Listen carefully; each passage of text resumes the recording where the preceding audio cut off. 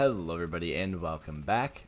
Today I have some advanced high ground retakes for you guys because I think it's important to know as many as possible. That way, no matter what the situation is, you're going to have something to get you out of it, and the more that you know, the more chances your opponent doesn't know how to counter it. This first retake is really great because it starts off with a double cone floor. That way your opponent's not going to know which way you're going. After you get through that, you place another cone above you, which will stop your opponent from being able to ramp above you easily. That way, it'll give you that extra split second to get height.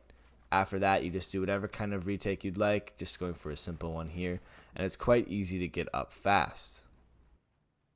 If you're looking for something a little bit simpler, I do recommend this. However, it doesn't offer the same protection that the first one does. I think it's still great because it has that double cone that players will expect you to edit straight through, and that quick direction change is going to confuse anybody that you're fighting.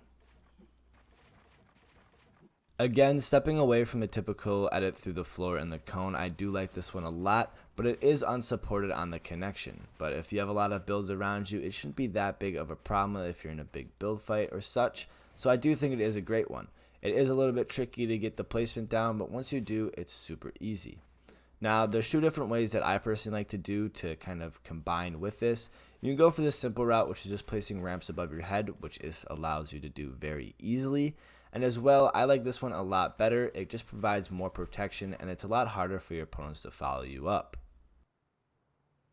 This I like a lot because it gets a quick direction change, which then allows you to do any kind of high ground retake you'd like. I like to do side jumps on this one because your opponent can't really tell if you're going to end up doing another turn or if you're going to be going for height.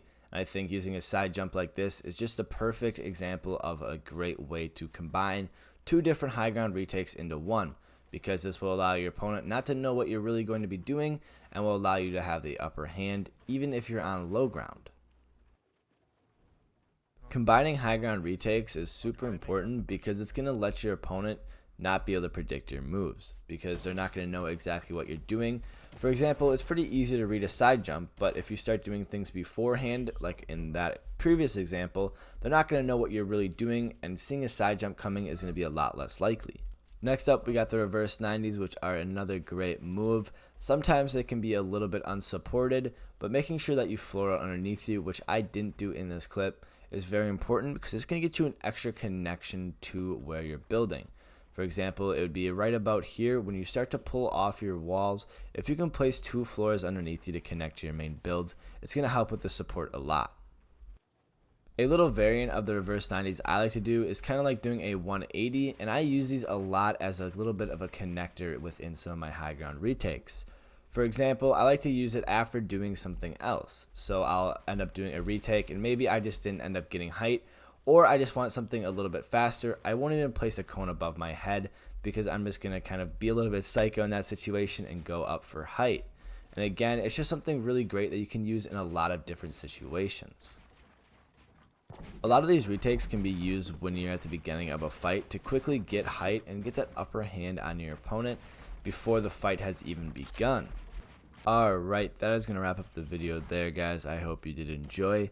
If you did, make sure to leave a like and subscribe down below, as it really does help out the channel a ton. Other than that, I hope you guys have a good rest of your day, and I'll see you all in the next one.